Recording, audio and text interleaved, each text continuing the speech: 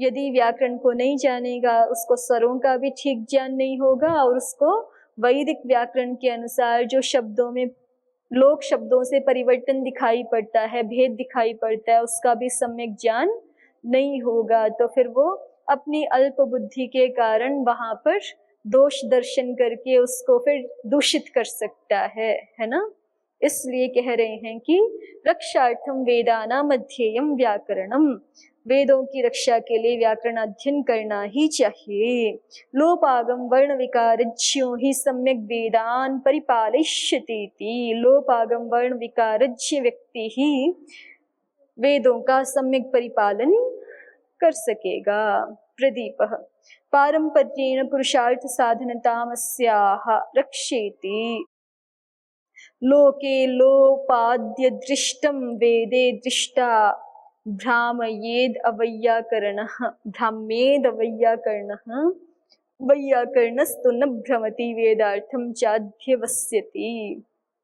पारंपर्येण पुरुषार्थ साधनतामस्य आह, परंपरा से ये जो शब्द अनुशासन है ये पुरुषार्थ को सिद्ध करने वाला है। पुरुषार्थ क्या है? उद्योत में देखिए, धर्मो मोक्षश्च। पुरुषार्थ में वैसे तो 4 हैं, धर्म अर्थ काम और मोक्ष, लेकिन अर्थ और काम को यहाँ संग्रहित नहीं कर रहे हैं। किन 2 पुरुषार्थों को ले रहे हैं? धर्म और मोक्ष को। तो परंपरा से व्याकरण शास्त्र धर्म और मोक्ष की सिद्धि कराने का साधन है। ठीक है। पारंपर्येण पुरुषार्थ साधनताम अस्य, अस्य व्याकरण शास्त्रस्य पारंपर्येण पुरुषार्थ साधनता अस्ति, ताम पुरुषार्थ साधनताम आह आचार्यः। ठीक। रक्षेति, लोके लोपादि अदृष्टम वेदे दृष्टाः, लोक में कुछ लोपादि कार्य ऐसे होते हैं किन्हीं शब्दों में कि वो लोक में तो नहीं देखे जाते वो लोपादि कार्य, लेकिन वेदे दृष्टाः, वेद में वैदिक शब्दों में वो लोपादि कार्य दिखाई पड़ते हैं। तो भ्राम्येद वैयाकरणः, तो अवैयाकरणः, भ्राम्येद अवैयाकरणः, तो अवैयाकरण व्यक्ति वहां भ्रांत हो सकता है। वैयाकरणस्तु न भ्रमति, जो व्याकरण को जानने वाला है वह तो वहां भ्रांत नहीं होता। वेदार्थम च अध्यवस्यति, और वेदार्थ का निश्चय कर लेता है। ठीक है। जैसे तत्र लोपागमयोर उदाहरणम, लोप आगम वर्ण विकार, ये 3 कहे हैं ना भाष्यकार ने, तो लोप आगम के उदाहरण दिखा रहे हैं। देवा अद्रुहेति, अब यहाँ पर देवा अद्रुह, अदुह्र ये शब्द है, वे देवा अदुह्र, तो दुहेर लंगो झस्य अदादेशे कृते लोपस्त आत्मनेपदेषु इति तलोपः, बहुलम छंदसीति रुटि सति रूपमेतत्। दुह धातु का लंग लकार का प्रयोग है ये, तो लंग लकार में अड़ागम तो हो ही जाता है ना, तो अच सुनाई दे रहा है।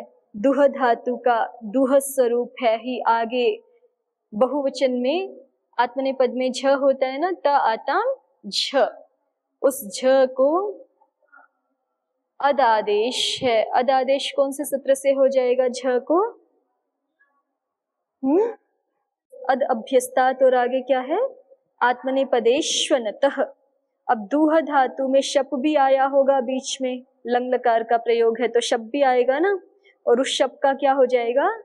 दूह धातु अदादिगण की धातु है, इसलिए अधिप्रभृतिभ्यः शपः, तो शप का तो लुक हो गया, तो इसलिए आत्मनेपदेश्वनतः घट जाएगा।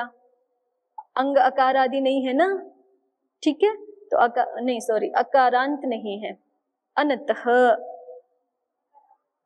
ठीक है, अकारांत नहीं है, तो इसलिए और आत्मनेपद का झ है तो उसको झ को अदादेश हो गया। अब ये जो अदादेश है, लोपस्त आत्मनेपदेषु इति तलोपः, लोपस्त आत्मनेपदेषु से त का लोप हो गया। बहुलम छंदसी इति रुटि सति रूपमेतत्, और बहुलम छंदसी से रुट हो गया, जो कि केवल छंद विषय में ही होता है, तो अदुह्र बन गया। चूंकि छंद के कार्य हैं तो इनको जो व्यक्ति नहीं जानता होगा वो समझेगा कि अदुह्र ये प्रयोग साधु नहीं है। लोप और आगम दोनों इसमें एक साथ दिखा दिए ना इस प्रयोग में। बहुलम छंदसी, ऊपर से शिंग और उठ का प्रकरण चल रहा है। शिंग और उठ वेत्तेर्विभाषा बहुलम छंदसी, छंदसी विषये बहुलम रुडागमो भवति, छंद विषय में बहुल करके रुडागम हो जाता है। और आत्मनेपदेश्वनतः से ये आदेश हो रहा है यहाँ पे, तो आत्मनेपदेशु यो झकारः तस्य अनकारांता अनकारांतात्, तस्य अनतः, अनतः अर्थात अनकारांतादंगादुत्तरस्य अद इत्ययम् आदेशो भवति। अनकारांत अंग है ही यहाँ पे, तो अनकारांत अंग से उत्तर आत्मनेपदेश का, आत्मनेपद का जो झ है उसको अद आदेश हो गया पहले। और फिर दुहे लंगी झकारस्य अदादेशे कृते रुट, फिर रुडागम हुआ है। तो रुट जो है वो अद के आदि में बैठेगा, ठीक। तो रूप क्या हो गया, अट दुह रुट अत, ऐसा है ना। पहली स्थिति क्या थी आपकी, अट दुह लंग, फिर क्या हो गया, अट दुह शप झ, ठीक है। अट दुह शप झ, झ को नहीं, पहले शप का लुक हो गया, अधिप्रभृतिभ्यः शपः, तो स्थिति शेष रही आपकी अट दुह झ। फिर आत्मनेपदेश्वनतः से क्या हो गया, अदादेश, तो अट दुह अध, अत कह लीजिए, त अट दुह अत, ऐसा रहा। अब यहाँ पे कह रहे हैं लोपस्थ आत्मनेपदेशु से तकार लोप हो जाएगा। तकार लोप होने से पहले कार्य होगा रुट। बहुलम छंदसी, छंदसी विषये बहुलम रुडागमो भवति। ये रुडागम किसको विधान किया जा रहा है ऊपर वाले सूत्रों में, तो झादेश जो अत है, झादेशस्य अतः, झ को जो अत आदेश हुआ है उसी को रुट है, ठीक है। तो अत के आदि में बैठ जाएगा।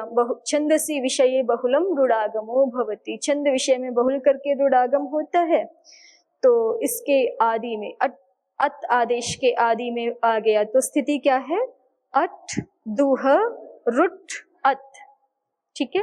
रुट का रेफ मात्र शेष रहेगा और अट का भी अकार मात्र शेष रहेगा, तो अ दुह र और अत। फिर आपका एक सूत्र है लोपस्थ आत्मनेपदेशु, आत्मनेपदेशु यस्तकारस्तस्य छंदसी विषये लोपो भवति। देवा अद्रुह, ठीक है, देवा अद्रुह बन गया, त का लोप होके बन गया ना। और मान लीजिए कि ये छंद वाले कार्य जो नहीं जानता है तो उसको तो लगेगा कि ये देवा अद्रुह जो है ना गलत पढ़ दिया, क्या होना चाहिए था, देवा। अब देखो ये रुट आदि कार्य जो छंद के कार्य दो है ना यहाँ विशेष रूप से, बहुलम छंदसी से रुट और लोपस्थ आत्मनेपदेशु से तकार का लोप। यदि ये ना हो तो फिर क्या रूप बनेगा, अदुहत। देखिए अट दुह शप झ, शप का लोप कर दिया, झ को अदादेश अत आदेश हो गया, झ को अत ये आदेश हो गया। केवल झ को होता है ये, केवल झकार को, जो झ का अ है वो शेष बचा रहेगा, ठीक है। झ का जो अ है वो शेष बचा रहेगा। तो यहाँ पे लोपस्थ आत्मनेपदेशु से जब कर रहे हो ना तो पूरा त है वो अकार सहित त पूरे का लोप होता है, ठीक है। और जब आपने लोप नहीं किया तो फिर अट दुह और झ को अत किया है और आगे अकार है ही, अत रुट भी नहीं हुआ और लोपस्त आत्मनेपदेशु भी नहीं लगा। यदि वैदिक शब्द नहीं है तो छंदकारी दोनों ही नहीं होंगे ना। बहुलम छंदसी से रुड़ागम भी नहीं है, लोपस्त आत्मनेपदेशु से तलोप भी नहीं है। ठीक है, तलोप भी नहीं है तो क्या होना चाहिए? अदुहत। तो जिज्ञासु तो यही कहेगा, सोचेगा। यदि वो व्याकरण नहीं जानता है, उसने जो है वो केवल लोक भाषा को जाना है, तो फिर उसको तो ऐसे लगेगा कि हमने तो यही सुना है गोपालाह अदुहत। ये देवा अदुह्र कैसे बन गया? ये तो अशुद्ध है। ठीक है, तो देवा अदुह्र को वो क्या करने लग जाएगा? अदुहत करने लग जाएगा। ऐसा अनिष्ट ना करे, इसके लिए व्याकरण को जानना चाहिए। तो देवा अदुह्र, ये लोप और आगम दोनों का एक साथ उदाहरण हो गया। ठीक, अदुहत इति प्राप्ते, अदुहत इसकी प्राप्ति में क्या बना दिया है? अदुह्रेति। अदुह्र इति तो खैर अलग से पढ़ा हुआ है।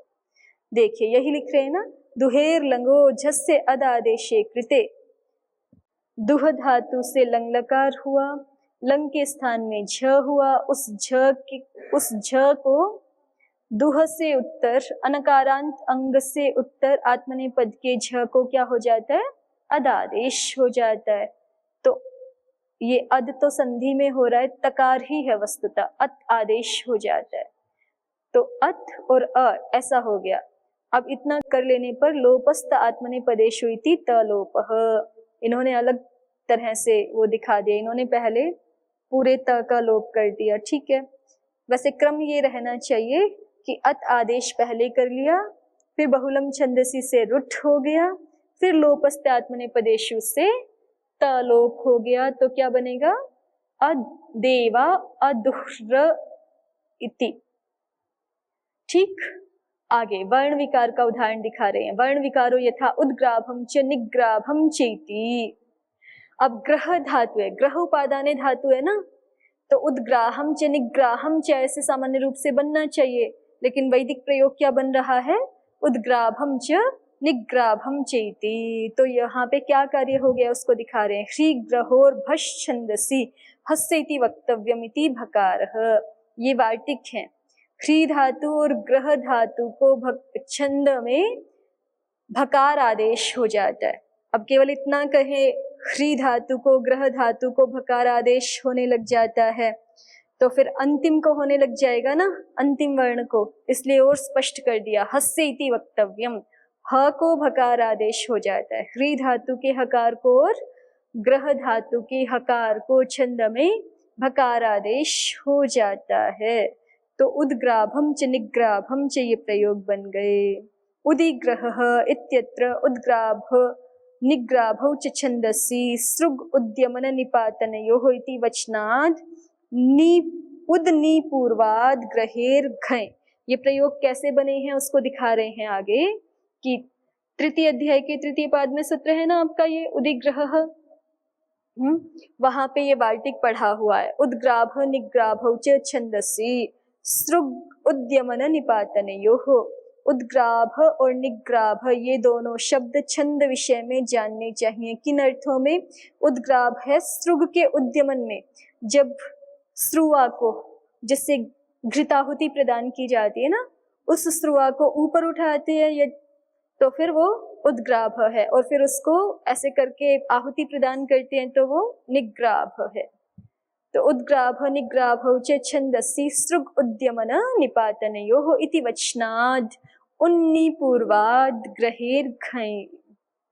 उद और नी पूर्वक ग्रह धातु से घञ हो गया। ग्रह से घञ करेंगे तो ग्राह ऐसा ही बनेगा ना, तो उद्ग्राह निग्राह ऐसा बनना चाहिए था। फिर वहां पर विधान कर दिया है ह्री ग्रहोर भस्य भष छंदसी हस्य। ठीक है, हकार को भकार आदेश हो जाएगा, तो फिर उद्ग्राभ निग्राभ ये बन जाएगा। स्पष्ट हुआ? उद्ग्राभम च निग्राभम च। तो अब जो छंद के इस कार्य को नहीं जानता हो, ह्री ग्रहोर भष छंदसी हस्येति वक्तव्यम, तो वो तो फिर इन प्रयोगों को, किनको? उद्ग्राभम च निग्राभम च, इसको अशुद्ध समझेगा ना कि उद्ग्राहम च निग्राहम च होना चाहिए, ये अशुद्ध पढ़ दिया। ठीक है, तो ऐसा ही भ्रांति ना हो उसके लिए क्या आवश्यक है? रक्षार्थम वेदानाम अध्ययम व्याकरणम। चलिए, उद्योतः पुरुषार्थः धर्मो मोक्षश्च। प्रदीप कार ने कहा था ना कि पारंपरेण पुरुषार्थ साधनतामस्य आह, इस शब्दानुशासन की परंपरा से पुरुषार्थ साधनता को आचार्य कह रहे हैं। तो पुरुषार्थ का अर्थ दिखा दिया धर्मो मोक्षश्च, कि व्याकरण शास्त्र धर्म और मोक्ष का भी साधन है। ठीक है, ननु शिष्याचार्य संबंध एवं महान वेद रक्षा हेतु किम व्याकरणेन इत्यताः। कोई व्यक्ति कहे, प्रश्न करे कि शिष्य और आचार्य का संबंध ही वेद रक्षा का महान हेतु है। ठीक है, आचार्य जो है वो वेद का पाठ सुनाते हैं और शिष्य सुन के याद कर लेते हैं वैसे का वैसे, तो वही जो है अपने आप में आचार्य शिष्य की परंपरा, उनका संबंध ही वेद रक्षा में बहुत बड़ा कारण है। तो उसमें व्याकरण क्या करेगा? वेद की रक्षा में व्याकरण का क्या अभिप्राय है, व्याकरण का क्या स्थान है? तो उसको कह रहे हैं लोके लोपाद्य दृष्टम वेदे दृष्टाः भ्राम्येद अवैयाकरणः। वो शिष्य जो आचार्य से साक्षात परंपरा से सुन भी रहा है, श्रुति पूर्वक स्मरण कर रहा है, वो यदि व्याकरण शास्त्र को नहीं जानता है तो भ्रमित हो सकता है कि मैंने ठीक सुना कि नहीं सुना, यही शब्द था क्या, लोक में तो ये शब्द होता नहीं है, कहीं मैंने गलत तो नहीं स्मरण कर लिया। लेकिन अगर व्याकरण को जानता होगा तो भ्रमित नहीं होगा। फिर भ्राम्येदिति, भ्रमेण पाठांतरम कल्पयेदिति। अवैयाकरणः भ्राम्येद का मतलब क्या है कि वो भ्रम से पाठांतर की कल्पना कर सकता है ना, क्योंकि वो लौकिक शब्दों को ही जानता है, वैदिक शब्दों को जानता नहीं है, या व्याकरण शास्त्र को भी जानता नहीं है कि वेद में क्या कार्य लोक शब्दों से भिन्न हो जाते हैं। तो इसलिए वो भ्रम से पाठांतर की कल्पना कर सकता है कि यहाँ ऐसा नहीं, ऐसा शुद्ध होना चाहिए, ऐसा नहीं, ये गलत छप गया, ये जो है यहाँ, या गलत सुना गया मुझसे, ये यहाँ पे ऐसा शुद्ध होना चाहिए, ऐसी वो कल्पना कर सकता है।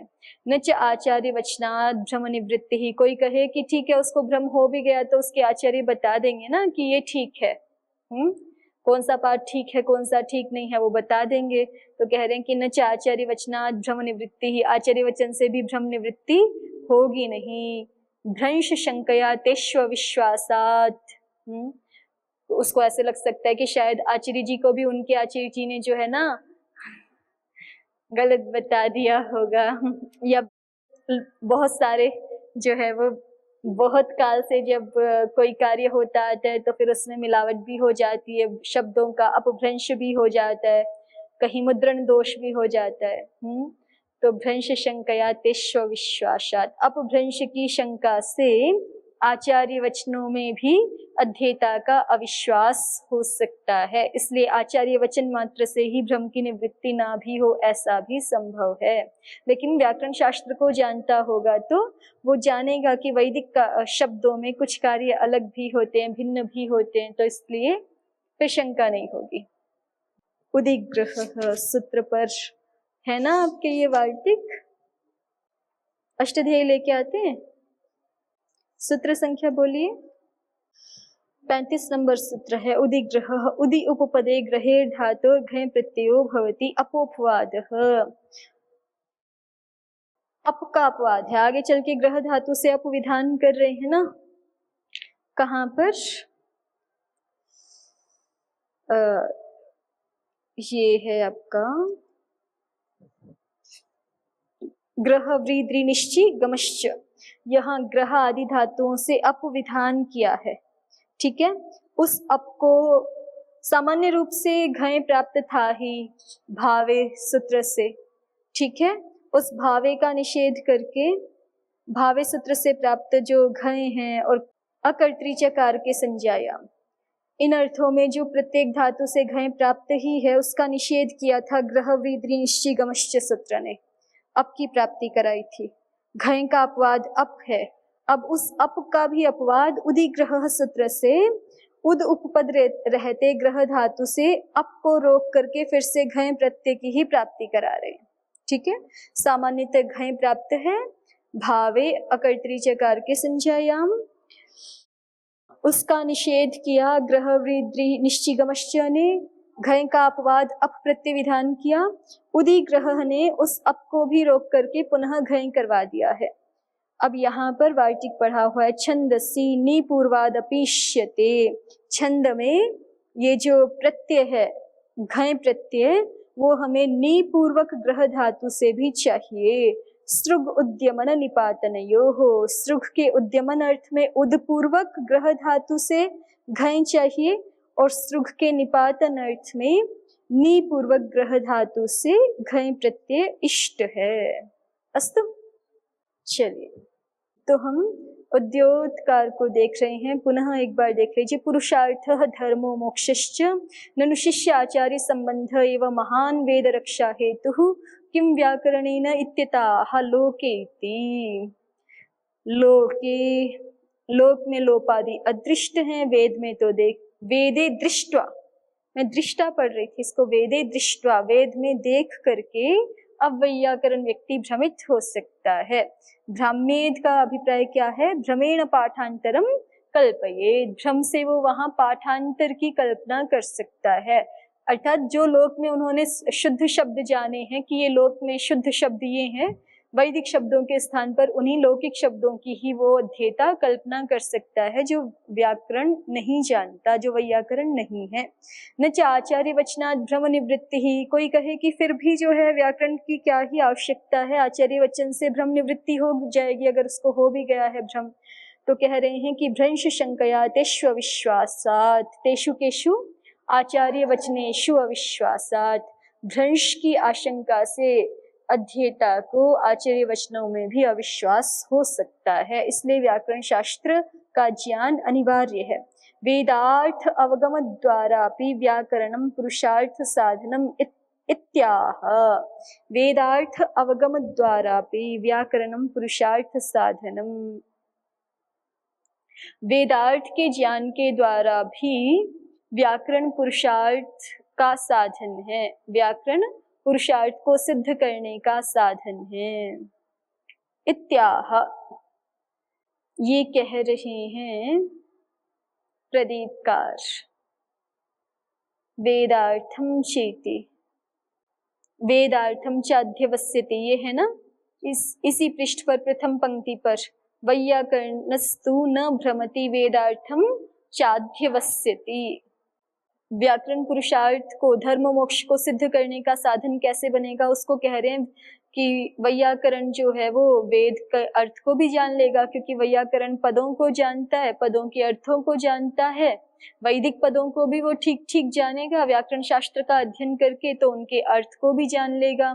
और फिर अर्थ ज्ञान से क्या होगा, आगे देखिए उद्योतकार बता रहे हैं। एवं च वेदार्थ ज्ञान पूर्वकम शुद्ध तन्मंत्रैस् तद्विहित कर्मानुष्ठानेन स्वर्ग सुखम उपनिषद अर्थ ज्ञानेन वक्ष्यमाण रीत्या वा मोक्षश्च पुरुषार्थो व्याकरणाध्ययनस्य फलम इति भावः। जब वैयाकरण वैदिक पदों को ठीक ठीक जानेगा और वेदार्थ को ठीक ठीक जानेगा, तो एवं च वेदार्थ ज्ञान पूर्वकम, तो इस प्रकार से वेदार्थ को जान करके वह शुद्ध तत्तन्मंत्रैः, शुद्ध उन मंत्रों के द्वारा, तद विहित कर्मानुष्ठानेन, उन मंत्रों के द्वारा विहित जो कर्मानुष्ठान है उसको करके वो स्वर्ग सुखम प्राप्त होती, स्वर्ग सुख को भी प्राप्त कर लेगा, है ना। क्योंकि वैदिक मंत्रों का विनियोग होता है बहुत सारे यजन के कार्यों में, तो उन कर्मों का शुद्ध मंत्रों के साथ विहित जो कर्म है उनका ठीक ठीक उन विधियों का अनुपालन करके वेद का अध्येता, व्याकरण शास्त्र का अध्येता स्वर्ग सुख को प्राप्त करेगा, धर्म का अर्जन करेगा। और उपनिषद अर्थ ज्ञानेन, और वेद का ही एक भाग उपनिषद माना जाता है। वेद का ही सार रूप क्या है, उपनिषद। उपनिषद में भी मुख्य वेदांत को ही कहा जाता है। ठीक है। तो उसको भी ये व्यक्ति जो वैदिक शब्दों को ठीक ठीक जानता होगा, वो जैसे वेदार्थ को जानेगा वैसे उपनिषद अर्थ ज्ञान भी उसको होगा। तो उपनिषद अर्थ ज्ञान के माध्यम से वक्ष्यमाण रीत्या वा मोक्षश्च पुरुषार्थः व्याकरणाध्ययनस्य फलम। उपनिषद को जो जानेगा उसको मोक्ष रूप पुरुषार्थ की प्राप्ति हो जाएगी। दो तरीके कह रहे हैं, या तो उपनिषद के अर्थ ज्ञान से, या फिर आगे हम एक रीति कहेंगे, उपनिषद अर्थ ज्ञानेन वक्ष्यमाण रीत्या वा मोक्षश्च पुरुषार्थः व्याकरणाध्ययनस्य फलम। व्याकरणाध्ययन का मोक्ष रूप पुरुषार्थ भी फल है, ये जानना चाहिए। अर्थात व्याकरणाध्ययन का स्वर्ग सुख भी फल है और व्याकरणाध्ययन का मोक्ष रूप फल भी है। ठीक है। उसको स्वर्ग सुख या धर्म वो कैसे प्राप्त होगा, तो वो बता दिया कि वो याग आदि कर्मों का अनुष्ठान करेगा, शुद्ध मंत्रों को जानेगा, उन मंत्रों के विनियोग पूर्वक ठीक ठीक विधियों का अनुपालन करते हुए कर्मानुष्ठान करेगा, तो धर्म की सिद्धि होगी, स्वर्ग सुख को प्राप्त होगा। और उपनिषद के अर्थ ज्ञान से उसको मोक्ष की सिद्धि होगी। तो इसलिए व्याकरणाध्ययन धर्म और मोक्ष इन पुरुषार्थों की सिद्धि का भी कारण है। व्याकरणाध्ययन के फल क्या भी हैं, धर्म की प्राप्ति और मोक्ष की प्राप्ति। आगे देखिए, विकार इति लोप आगम वर्ण विकारज्य, ऐसे तीन कार्य आचार्य ने कहे हैं ना यहाँ पर, लोप आगम और वर्ण विकार। तो कोई कहे कि लोप और विकार को अलग अलग क्यों कह दिया, लोप भी तो एक प्रकार का विकार ही है ना, लोप भी एक प्रकार का क्या है, विकार ही है। तो विकार ही कह देते, लोप को अलग कहने की क्या आवश्यकता है। तो उसको स्पष्ट कर रहे हैं कि अगर हमने विकार से अलग लोप को कहा है तो इसका मतलब लोप और विकार इन दोनों का अर्थ हम थोड़ा अलग अलग ले रहे हैं। तो लोपस्तु न विकार, लोप को हम विकार के अंतर्गत नहीं ले रहे, विकार वहीं पे ले रहे हैं कि एक परिवर्तन होके दूसरा कुछ आ गया, एक वर्ण पूरी तरह से ही अदर्शन हो गया उसका, ऐसी स्थिति नहीं। विकार में केवल किसको ले रहे हैं कि एक वर्ण का स्वरूप परिवर्तित होकर के कुछ दूसरा आदेश उसके स्थान पर हो गया, उसी को केवल विकार के रूप में ले रहे हैं। तो इसलिए लोप विकार नहीं है, क्योंकि वहां तो वर्ण गायब हो जाता है ना, अदर्शनम लोपः।